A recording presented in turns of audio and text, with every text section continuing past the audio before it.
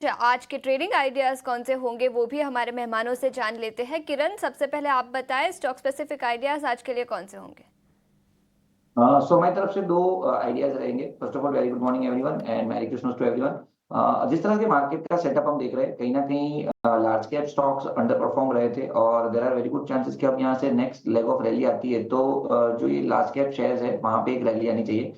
तो previous breakout के बाद जो स्टॉक साइलेंटली अभी ट्रेड कर रहे हैं उसमें से फार्मा सेक्टर हम देख सकते हैं कि फार्मा सेक्टर में रिसेंटली एक अच्छा खासा अपमूव आया है। तो उसमें से सन फार्मा हमें काफी अच्छा लग रहा है। सन फार्मा का अगर आप चार्ट देखोगे तो डेली चार्ट के ऊपर एक रेक्टेंगल पैटर्न के अंदर ट्रेड कर रहा है। ओवरऑल आप मोमेंटम इंडिकेटर देखोगे तो वो भी न्यूट्रल जोन के अंदर ट्रेड कर रहा है। इंट्राडे चार्ट्स देखोगे तो वहां पे डबल बॉटम पैटर्न ब्रेकआउट देखने को मिल रहा है। तो मल्टीपल रीजन है या तो मल्टीपल फैक्टर है या तो साइन हमें दिख रहा है कि सन फार्मा में करंट मार्केट प्राइस से लॉन्ग करना चाहिए एक दो दिन में, या तो इवन ये जनवरी सीरीज में भी आप लॉन्ग कर सकते हो फ्यूचर के हिसाब से।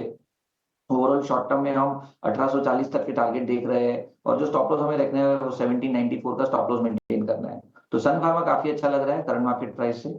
दूसरा, आईसीआईसीआई बैंक में हमें काफी अच्छी तेजी देखने को मिल सकती है। रीजन भी, तीसरी बार उसने अपने 1340 1330 का रेजिस्टेंस फेस किया है। उस रेजिस्टेंस को फेस करके पहली बार जब स्टॉक नीचे आया था 1220 तक के लो बनाए थे, उसके बाद 1240 और इस टाइम अगर आप देखो तो 1280। तो एक हायर लोस पैटर्न कंटिन्यू है जो कहीं ना कहीं एक बुलिश ट्रेंड दिखा रही है। साथ ही साथ जो रिसेंट करेक्शन आया है उसमें 50 दिन की मूविंग एवरेज के आसपास मल्टीपल डोजी कैंडलस्टिक्स पैटर्न बनाई है। मोमेंटम इंडिकेटर पे भी हिडन बुलिश डाइवर्जेंस दिख रहा है। सेम डाइवर्जेंस हमें बैंक निफ्टी पे भी दिख रहा है। तो there are very good chances कि जो रिसेंट लो बना है 1274 का, अगर वो ब्रेक नहीं होता है तो यहाँ से एक अच्छी खासी रैली एक्सपेक्ट कर सकते हैं हम। तो करंट मार्केट प्राइस से आईसीआईसीआई बैंक भी हम लॉन्ग करेंगे।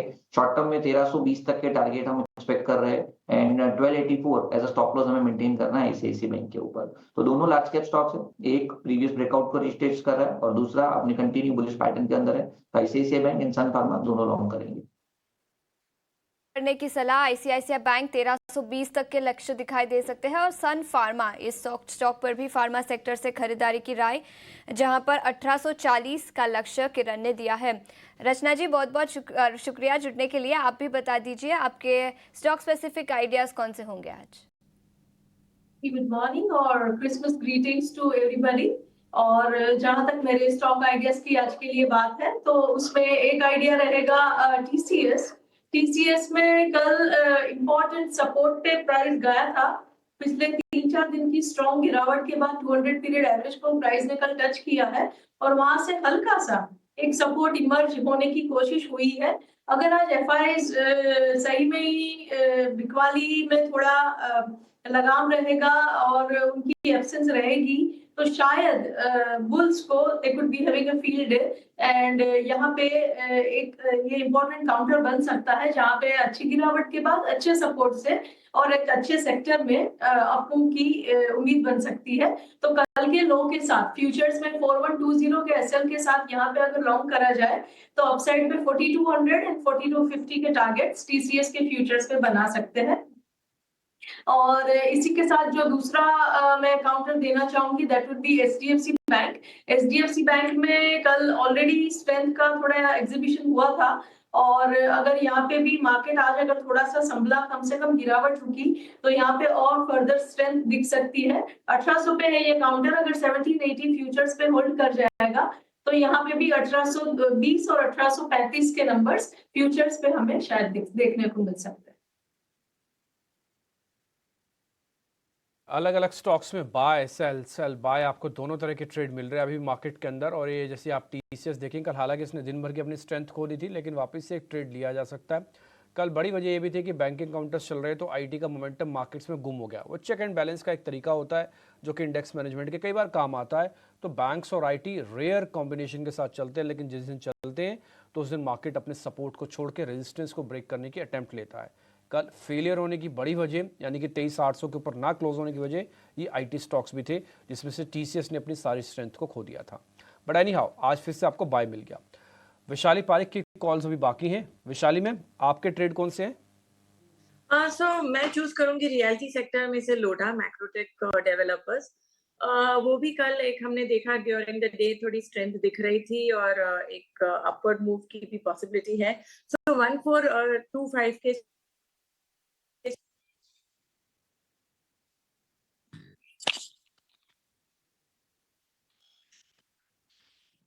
कनेक्ट करते हैं। इतना तो हमको समझ में आ गया कि मैक्रोटेक लोढ़ा आपकी एक कॉल है, आपकी थोड़ी आवाज़ चली गई एकाएक, पता नहीं कैसे, अभी हम इसको ठीक कर लेते हैं। बट हाँ, कल इसकी पोजीशन अच्छी थी, कल फर्स्ट मतलब ट्रेड से इसके अंदर लॉन्ग पोजीशंस बनना शुरू हुआ। टिपिकली भी F&O का पार्ट है और आप देखेंगे इसके अंदर काफ़ी अच्छी पोजीशनिंग बनी, 2-2.5% के आसपास का कल क्लोज भी मिला। और रियल एस्टेट के अंदर ऑलरेडी बस तो काफ़ी अच्छा है ही, ये तो आप जानते ही हैं, तो इसलिए ये एक ट्रेड नोटिसेबल ट्रेड है। अगर आप कहेंगे ना तो मैं आपको कुछ आपको और नाम भी बता देता हूँ जहाँ पे कल मार्केट्स के अंदर कल बढ़िया से उसके बारे में बातचीत हुई होगी या उसके बारे में आपको ट्रेड दिखेंगे, जैसे जुबिलेंट फूडवर्क, लोढ़ा, VBL, यूनियन बैंक, ये कुछ एक ट्रेड थे। विशाली मैम, अगर आप एक बार वापस बोले तो आपकी आवाज़ अगर आती है तो वापस से आपसे सुनना चाहते हैं। ये लोढ़ा के बारे में आप कुछ कह रहे थे। तो लोढ़ा जैसे कि मैं बोल रही थी कि एक मोमेंटम में आया, कल हमने देखा ओवरऑल रियलिटी सेक्टर में भी एक पिकअप आया था। सो 1425 के स्टॉप लॉस के साथ इसको खरीदा जा सकता है। फर्स्ट ट्रेडिंग टारगेट रहेगा 1470 और अगर इसके ऊपर सस्टेन करता है तो आई थिंक एक रिन्यूड मोमेंटम दिखेगा and it can go towards 1490। So technically this is very well placed एक बाइंग अपॉर्चुनिटी के लिए। और दूसरा मैं कहूंगी मुझे जिंदाल स्टील ये लेवल पे ठीक लग रहा है, 920 के स्टॉप लॉस के साथ 980 का ट्रेडिंग टारगेट। एक कारवा फंडामेंटल एक्सपर्ट जुड़ गए हैं, उनसे डिफेंस क्षेत्र से ही बातचीत करके शुरुआत करते हैं। विवेक, गुड मॉर्निंग, स्वागत है आपका IIT Now स्वदेश पर। डिफेंस पर हम देख रहे हैं ब्रोकरेज हाउसेस की पॉजिटिव रिपोर्ट आ रही है, घरेलू मैन्युफैक्चरिंग बढ़ने से Q4 को सपोर्ट मिलेगा। डिफेंस कंपनियां वैसे भी अच्छा खासा एक्शन दिखा रही है, अगले 2 से 3 साल में ऑर्डर्स कई गुना बढ़ने की बातचीत है। अभी कल ही की खबर है, BEL कंपनी को अच्छा ऑर्डर मिलता हुआ देखने को मिला था, जिसके चलते कल स्टॉक फोकस में था, मजबूती वहां पर दिखी थी। और आज के सत्र में जो रिपोर्ट आई है ब्रोकरेजेस की, विवेक, इसमें HL, भारत डायनेमिक्स, BEL, ये सारे के सारे स्टॉक्स हैं जिसका जिक्र किया है, या तो खरीदारी की राय है या तो जहां पर खरीदारी की राय दी गई है टारगेट्स रेज किए हैं। डिफेंस सेक्टर पर आपका फंडामेंटल आउटलुक। गुड मॉर्निंग सबको। देखिए, इनफैक्ट आप जब डिफेंस की बात कर रही थी तो मैं BEL का ही डिटेल्स देख रहा था, कल का जो ऑर्डर आया था, और लग रहा है कि वैल्यूएशन वाइज वगैरह सबसे कंफर्टेबल पोजीशन में ये स्टॉक है। अब ओवरऑल डिफेंस आपको ध्यान होगा करीबन 6 महीने पहले जब डिफेंस बहुत ज्यादा चल रहा था और नए नए म्यूचुअल फंड्स के NFOs आ रहे थे डिफेंस सेक्टर में, तब मैं बहुत कॉशियस था और लग रहा था कि ये करेक्शन ओवरड्यू है। तो उसके बाद में करेक्शंस बहुत आए, उदाहरण के लिए कोचिन शिपयार्ड वगैरह तो 33-35% गिर गया था। ऐसे काफी 30 से लेके 35% करेक्शन डिफेंस में देखने को मिले। लेकिन अब गिरने के बाद जो स्थिरता स्टॉक प्राइसेस में आई है, मुझे लगता है कि यहाँ पे आपको एक बार में नहीं, धीरे धीरे ही एक्यूमुलेट करना होगा। यहाँ पे वैल्यूएशन उतने सस्ते अभी तक नहीं हुए हैं, पहली चीज। और दूसरी चीज ये है कि भले वैल्यूएशन सस्ते नहीं हुए, जैसे आप बोल रहे थे कि अगले 2 या 3 साल के लिए आप लेते हो तो आपको फिर भी यहाँ से डबल डिजिट रिटर्न्स मिलने की पूरी संभावना है। जो देश सारा का सारा डिफेंस रिलेटेड इंपोर्ट करता था, आज हम लोग एक्सपोर्ट करने लग गए। तो एक बहुत बड़ा शिफ्ट है और सरकार भी ये सबसे ज्यादा पुश कर रही है कि जितना भी आपका प्रोक्योरमेंट हो, जितना भी मैन्युफैक्चरिंग हो, सारा का सारा मेक इन इंडिया और मेड इन इंडिया ही हो आगे चल के। तो इसका फायदा डिफेंस को जरूर मिलेगा। और हम लोग तकदीर वाले हैं कि हमारे जो पड़ोसी है देश, सारे के सारे हमारे खिलाफ ही है, तो इसके लिए डिफेंस तो आपको चलते हुए दिखेगा ही दिखेगा। तो धीरे धीरे एक्यूमुलेट करिए, ये नहीं है कि एक बार में आपको लेके आपको इमीडिएटली रनअप मिल जाएगा, वैसा नहीं होने वाला है, क्योंकि ये स्टोरी अब प्ले आउट हो चुकी है बहुत हद तक। अब सही मायने में कितना ऑर्डर्स मिलता है, कितना कंपनी प्रॉफिटेबिलिटी आपको आगे चल के दिखाती है, उस पर ही डिपेंड करेगा। लेकिन डिफेंस लॉन्ग टर्म स्टोरी है। इनफैक्ट 2-3 साल नहीं, आप मेरे को तो लगता है कि 5-10 साल तक चलेगा अभी भी, क्योंकि अपना जो डिफेंस का बजट है दुनिया के मुकाबले बहुत छोटा है। तो यहाँ पे आपको हो सकता है कि डबल ट्रिपल होते हुए दिखे ये पूरी की पूरी इंडस्ट्री। जहां हम देख रहे हैं आज संकेत इस वक्त on the face of it बड़े ही फ्लैट नजर आ रहे हैं। हो सकता है कि एक ब्लैंड दिन देखने को मिले, लेकिन उम्मीद की किरण सैंटा रैली का इंतजार जरूर रहेगा। आइए चंदन तापड़िया से पूछते हैं कि बाजार में क्या उन्हें आज सैंटा रैली के कोई संकेत नजर आते हैं। मैन फ्रॉम मोतीलाल ओसवाल, चंदन तापड़िया हमारे साथ जुड़ गए हैं। गुड मॉर्निंग चंदन।